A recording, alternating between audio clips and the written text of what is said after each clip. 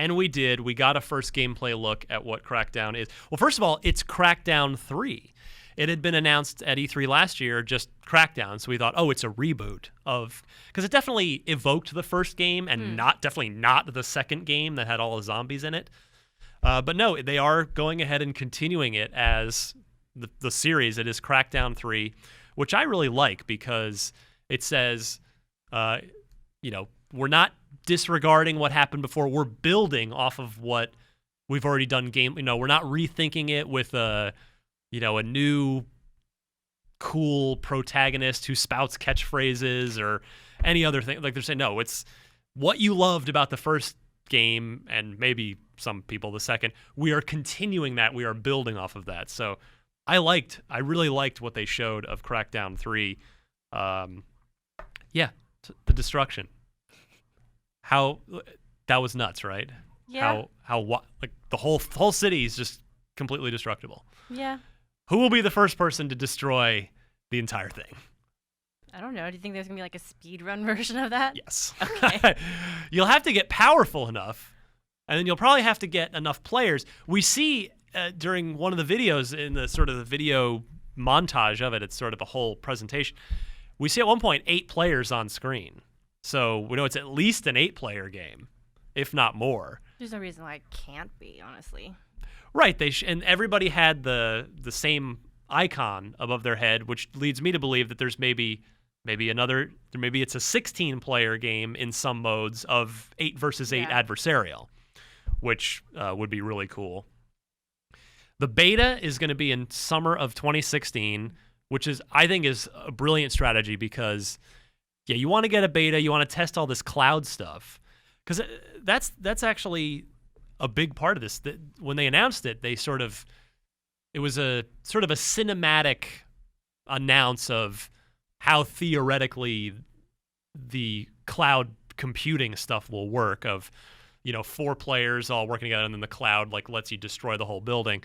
We actually got to see it in action in this gameplay demo, and that. The cloud stuff, the power of the cloud has been really, it's been a running joke for a lot of the, commenters on the internet of the cloud is that's what's going to save the Xbox One.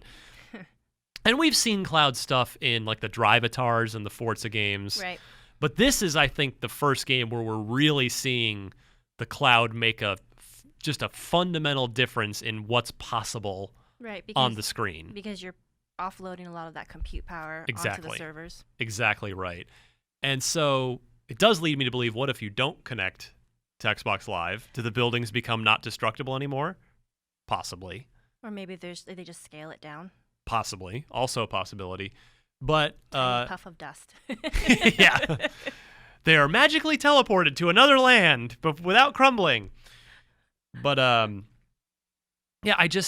think it's going to be it's cool to see these technologies actually working. And you notice that Microsoft didn't make a big deal. They weren't exclusively through the power of the Microsoft Cloud trademark.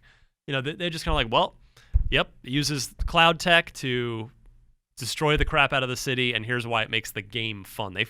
To your point earlier, they kept the messaging about the games and why it makes the games better. And not even just that, but what I've liked about the E3 conference and just what's come out of Gamescom is that they talk about what the benefit is to the user, right? They don't talk about, as you said, it's not about the marketing speak. It's not about how excited they are for these things. They basically translate it to, here's how it's going to make your life awesome.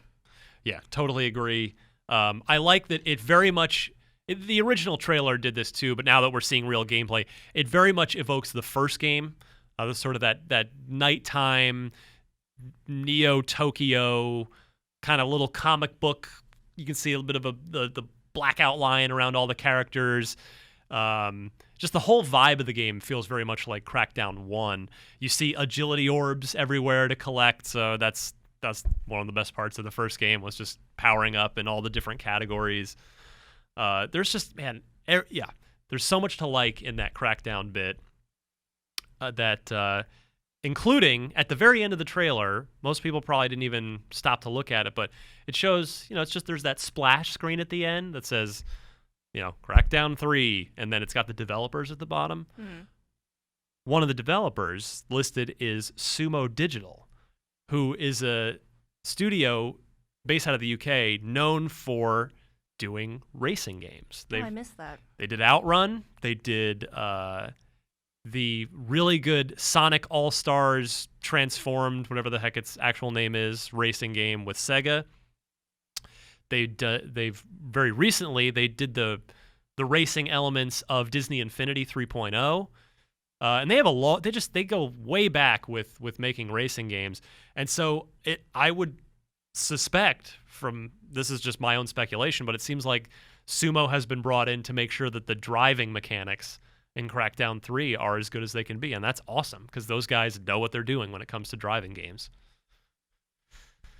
Is that how you're going to spend your time? Not destroying things, but just driving? I don't know.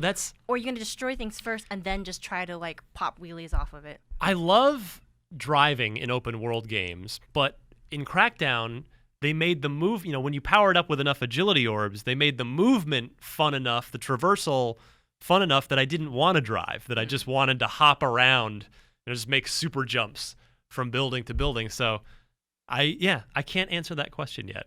It will remain to be seen. Well, but you can let me know next summer. I guess, yeah, you can do cool stuff in the cars in the original game, because if you level up your driving ability by driving and I think collecting orbs as well, what happens is you'd get in a car, and then that car will morph to either level 2 or level 3 depending on your driving ability. So you can get in a car and it'll just instantly turn into this supercar if you've leveled up enough. So they do have a good incentive for driving. The question is if they'll convince me enough to use it instead of just supermaning my way from rooftop to rooftop. Fair.